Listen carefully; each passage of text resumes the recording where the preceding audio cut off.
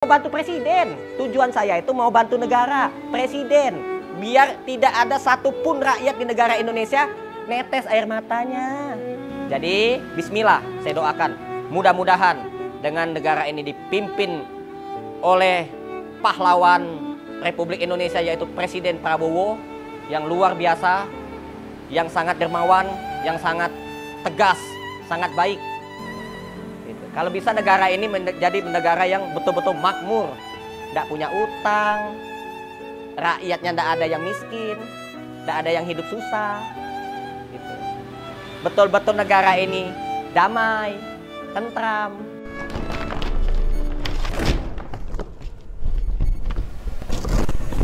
Anak nih ada Ciki.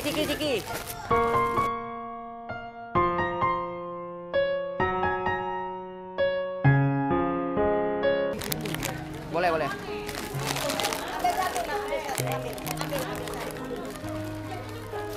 Satu tuh. Ini kak, satu kakak. Ini. Yang dewasa juga nih boleh nih. Betul-betul kita ini hidup di zaman merdeka ini harus banyak bersyukur. Stop jadi penjahat. Stop.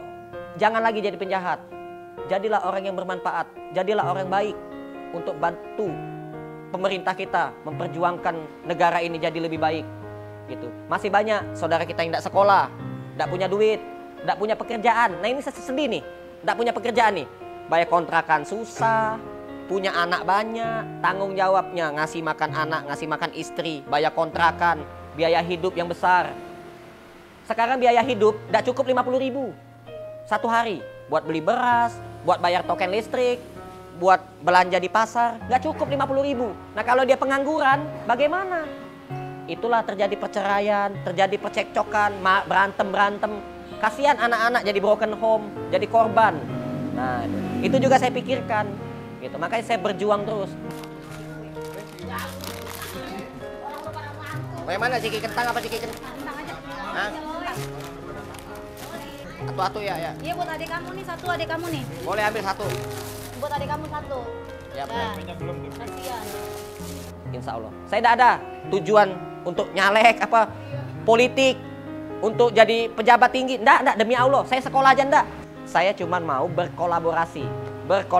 Yuk sama-sama berkolaborasi dengan Kementerian Sosial.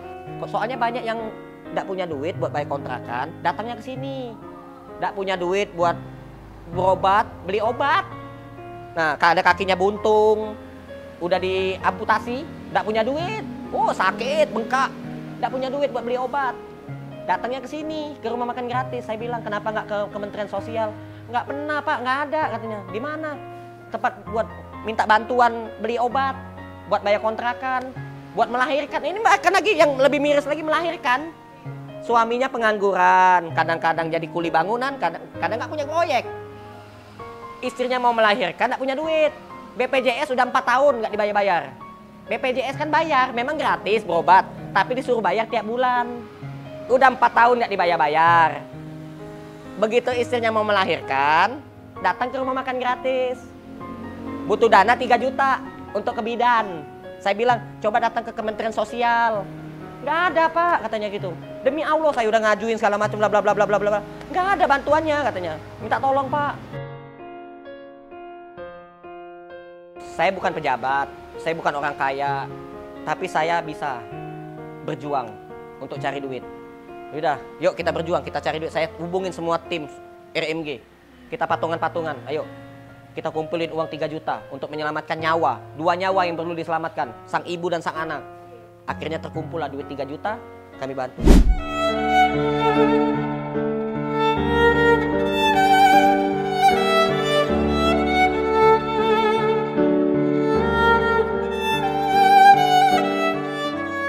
Saya menolak apapun yang namanya politik.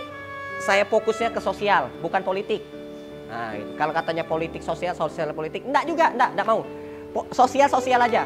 Nah, makanya Kementerian Sosial, karena ujungnya tuh sosial, saya mau berkolaborasi dengan Kementerian Sosial. Kalau Pak Menterinya nggak bisa bikin program ngasih bantuan kepada rakyat yang mau melahirkan, yang mau butuh dana untuk bayar kontrakan, nggak mampu untuk bikin program kebaikan yang betul-betul membantu rakyat, yang betul-betul dibutuhkan oleh rakyat, ya kan? Dia nggak mampu, nggak bisa dia. Sini. Saya mau bantu presiden. Tujuan saya itu mau bantu negara, presiden, biar tidak ada satupun rakyat di negara Indonesia netes air matanya. Hanya gara-gara apa? Nggak bisa beliin obat buat orang tua yang ngandung dia, yang melahirkan dia. Ya Allah, banyak. Udah lumpuh 9 tahun, 8 tahun, bertahun-tahun. Nggak bisa jalan, tiduran di tempat tidur. Tuh. Nggak kebeli obat. Masjid di seluruh Indonesia itu infaknya ada yang beratus juta. Gitu. Kalau duit infaknya banyak, tolong disalurkan. Gereja juga. Kalau duit donasinya banyak, disalurkan untuk rakyat. Nah, masjid bagi-bagi beras, bagi-bagi telur, bagi-bagi minyak. Menteri Sosial, ini warga banyak yang butuh obat, butuh duit, baik-baik kontrakan. Kalau nggak ngontrak mau tinggal di bawah jembatan, memang boleh. Di jembatan kita rame-rame yuk sekampung, tinggal di sana gratis. Emang boleh, nanti tangkap UPP, ya kan? Nah, jadi saya minta maaf maksudnya. Kalau saya salah ngomong, jangan tangkap saya. Saya hanya sekedar manusia biasa yang menyampaikan aspirasi rakyat. Aspirasi ini wajib saya sampaikan. Karena kita ini lahir di negara Indonesia. Darah kita tumpah di negara Indonesia. Negara ini negara yang baik. Kalau negara ini negara yang baik, wajib diduduki, diisi oleh pejabat-pejabat yang baik. Kalau pejabatnya tidak baik, penjarakan, Pak. Tenang, penggantinya banyak. Yang lebih pintar dari dia banyak. Saya berani. Gitu. Kalau negara ini baik, harus berbuat baik. Kepada siapa? Kepada rakyat. Kepada warga. Masyarakat. Nah, kita butuh pemimpin yang baik. Jadi, bismillah, saya doakan. Mudah-mudahan dengan negara ini dipimpin oleh pahlawan Republik Indonesia, yaitu Presiden Prabowo, yang luar biasa, yang sangat dermawan, yang sangat tegas, sangat baik.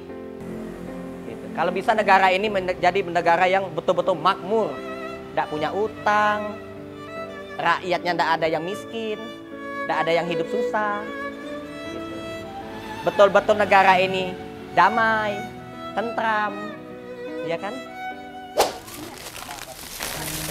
Semuanya aja nih, mau nggak? Nih, pakai plastik nih.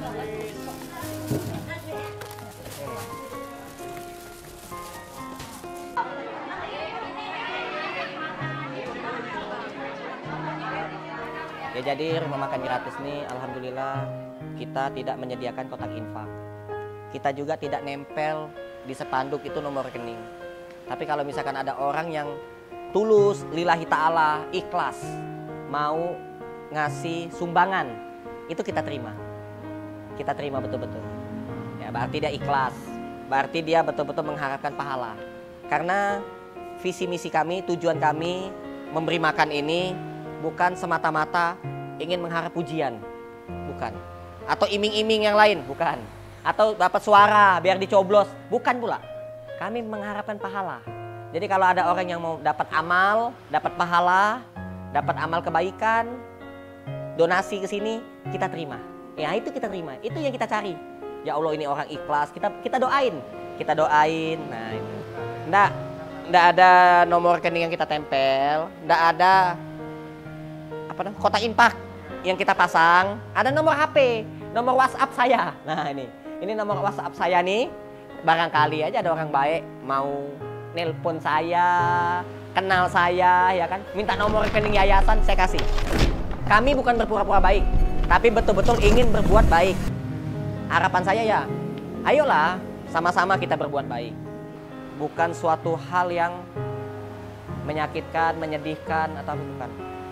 Capek itu adalah sebuah kenikmatan bagi saya. Jadi justru saya ini kurang rasa capek, pengen capek banget gitu, pengen gitu. Ya, kalau capek banget, nah, makanya skala kecil yang saya urus. Cuma rumah makan gratis. Saya tuh pengen capek banget nih. Kalau saya dapat tugas dari presiden atau enggak raja seluruh dunia nih, nah. Allah Subhanahu wa taala. Nah, itu Tuhan, nah, memberi saya tugas sampai saya capek banget, itu saya mau. Hah? Kecil. Kecil ini kecil. Kalau seluruh Indonesia itu besar tuh. Kalau presiden ngasih saya tugas, ya udah, kamu saya tugaskan. Kelola program makan gratis umpama seluruh Indonesia. Kurang, Pak. Cuma buat anak sekolah doang. Kalau bisa seluruh rakyat Indonesia. Nah, itu saya mau. Seluruh rakyat Indonesia miskin yang membutuhkan. Nah, itu saya mau. Mau saya ambil alih. Saya mau. Nah, itu baru bikin saya capek tuh. Saya mau. Saya mau capek. Mau, tapi seluruh rakyat Indonesia yang membutuhkan. Yang membutuhkan. Yang nggak butuh, saya minta pengertiannya. Kita hidup ini nggak boleh serakah. Kalau kita merasa mampu, ya kan? Mampu bikin orang bahagia, kenapa kita membuat orang sedih? Porsinya orang, jatahnya orang, kenapa kita ambil? Nggak boleh. Kalau kita mampu, serakah, mengambil nih. Kita kan orang mampu. Punya rumah, punya mobil, punya jabatan, dapat gaji. Masa ia tega ngambil porsinya orang? Makanya saya nauzubillah min zalik banget, itu kurang ajar banget yang korupsi.